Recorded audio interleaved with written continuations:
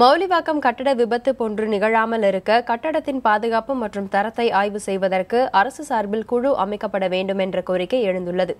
மேலும் போலி பொறியாளர்களை கண்டுபிடிப்பது எப்படி, கட்டுமான பணிகளில் ஈடுபடும் பொறியாளர்களின் பொறுப்புகள் என்ன என்பதை பற்றி விளக்குகிறது இந்த செய்தி தொகுப்பு. கடந்த மாதம் 28ஆம் தேதி நாட்டையே உலுக்கிய நிகழ்வு 61 உயிர்களை பலிவாங்கிய மௌலிவாக்கம் கட்டட விபத்து. 11 அடுக்குகளை கொண்ட அந்த கட்டடம் சீட்டுக்கட்டை போல சரிந்ததில் முக்கிய பொறுப்பு பொறியாளர்களுக்கே உள்ளது. ஒரு அடுக்குமாடி கட்டடம் பாதுகாப்பானதாகவும் தரமானதாகவும் இருப்பதற்கு பொறியாளர்களது பங்கு மிக முக்கியமாக கருதப்படுகிறது. ஆர்கிடெக்ட் என்று கூறப்படும் கட்டட கலைஞர்கள்தான் ஒட்டுமொத்த கட்டடத்தையும் வடிவமைக்கிறார்கள். இயற்கை பேரிடர்களை எதிர்கொள்ளும் திறன் கொண்ட அளவீடுகளை பின்பற்றி முறையாக கட்டட வடிவமைப்பை கொடுப்பது இவரது பணி. ஆர்கிடெக்ட் எனப்படும் கட்டட கலைஞர் கொடுக்கும் வரைபடத்தின்படி காற்று, நிலநடுக்க அதிர்வு போன்றவைகளை திறனோடு சமாளிக்கும் விதத்தில் கட்டடத்தின் கட்டமைப்பை ஸ்ட்ரக்சரல் இன்ஜினியர் என்று சொல்லப்படும் கட்டமைப்பு பொறியாளர் உருவாக்குவார். கட்டுமானத்தின் தரத்தையும் பாதுகாப்பையும் இவர் உறுதி செய்வார். கட்டட கலைஞர் மற்றும் கட்டமைப்பு பொறியாளர் கொடுத்த திட்டத்தின்படி கட்டடம் கட்டப்படுகிறதா என்பதை உறுதிப்படுத்துவது சைட் இன்ஜினியர் என்று சொல்லப்படும் கட்டுமான பொறியாளரின் பொறுப்பாகும். கட்டுமான பணிகளில் ஈடுபடும் பொறியாளர்களில் முக்கிய பங்கு வகிப்பவர் ஸ்ட்ரக்சரல் இன்ஜினியர் என்று சொல்லப்படும் கட்டமைப்பு பொறியாளர்.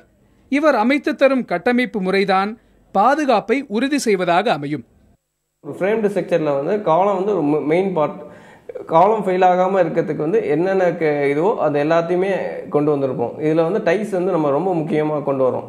இதில் காலத்தோட ராட்ஸும் டைஸும் கரெக்டாக நம்ம என்ன கொடுத்துருக்கோமோ அதை கரெக்டாக கொண்டு வந்துடணும். ராட் லேப்பிங் நம்ம இஷ்டத்துக்கு பண்ண முடியாது.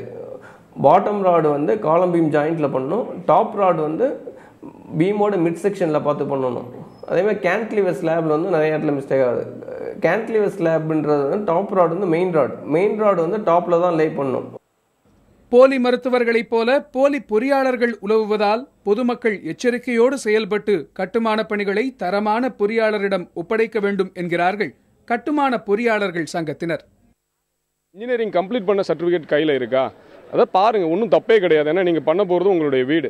அது பண்ணதுக்கப்புறம் அவர் பண்ணியிருக்கிற வீடை 2-3 வீடை போய் நேரில் போய் பார்த்து அது சரியாக பண்ணியிருக்காரு. அந்த கஸ்டமர்கிட்ட கேளுங்க, என்ன மாதிரி பண்ணியிருக்காரு, சரியாக பண்ணியிருக்காரான்னு செக் பண்ணுங்கள். கட்டடத்தின் கட்டமைப்பு நிலைப்பு தன்மையை உறுதிப்படுத்தவும் இது போன்ற விபத்துகள் நிகழாத வண்ணம் பின்பற்றக்கூடிய விதிமுறைகளை வகுப்பதற்காக 8 பேர் கொண்ட வல்லுநர் குழுவை அமைத்திருக்கிறது கிரடாய் என்று சொல்லப்படும் கட்டுமான உருவாக்குநர்கள் கூட்டமைப்பு. மேலும் கட்டடத்தின் பாதுகாப்பு மற்றும் தரத்தை ஆய்வு செய்வதற்கு அரசின் சார்பில் குழு அமைக்கப்பட வேண்டும் என்கிற கோரிக்கையை வைத்திருக்கிறது கிரடாய் அமைப்பு.